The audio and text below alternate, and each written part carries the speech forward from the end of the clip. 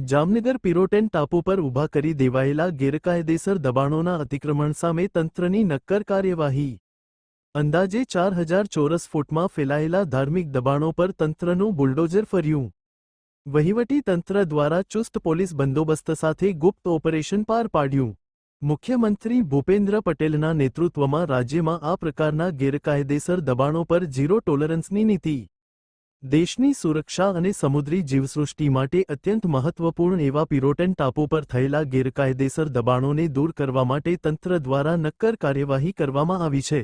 મુખ્યમંત્રી ભૂપેન્દ્ર પટેલના નેતૃત્વમાં રાજ્યમાં આ પ્રકારના ગેરકાયદેસર દબાણો પર ઝીરો ટોલરન્સની નીતિ અપનાવી છે।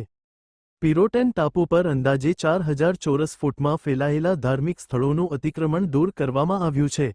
પિરોટેન ટાપુને પુનઃ મૂળ સ્થિતિમાં લાવવા માટે રાજ્ય સરકાર દ્વારા કરવામાં આવેલી આ કડક કાર્યવાહી દેશની સુરક્ષા અને સમુદ્રી જીવસૃષ્ટિના રક્ષણ માટે મહત્વપૂર્ણ સાબિત થશે। પિરોટેન ટાપુના આ દબાણો રાષ્ટ્રીય સુરક્ષા, સમુદ્રી જીવસૃષ્ટિ અને આસપાસના વિસ્તારમાં આવેલા મહત્વના ઉદ્યોગો માટે ખતરારૂપ સાબિત થઈ રહ્યા હતા।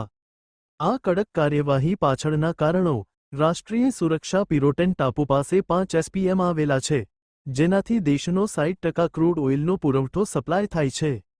સમુદ્રી જીવસૃષ્ટિ: પિરોટેન મરીન નેશનલ પાર્કનો હિસ્સો છે।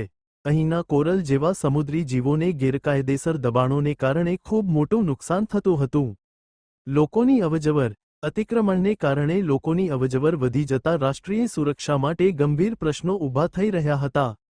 એનડીપીએસ સંબંધી પ્રવૃત્તિઓ: આ સ્થળ એનડીપીએસ સંબંધી પ્રવૃત્તિઓ માટે લેન્ડિંગ પોઇન્ટ બનવાનું જોખમ ધરાવતું હતું। સમુદ્રી વનસ્પતિને નુકસાન: અતિક્રમણને કારણે સમુદ્રી વનસ્પતિને મોટા પાયે નુકસાન થઈ રહ્યું હતું। મહત્વના ઉદ્યોગો માટે ખતરો: GSFC, Reliance, Nayara energy, air force base, navy base જેવા મહત્વના ઉદ્યોગો અને સંસ્થાઓ માટે આ અતિક્રમણને કારણે થતી ગેરકાયદેસર અવરજવર ગંભીર ખતરો ઊભો કરતું હતું।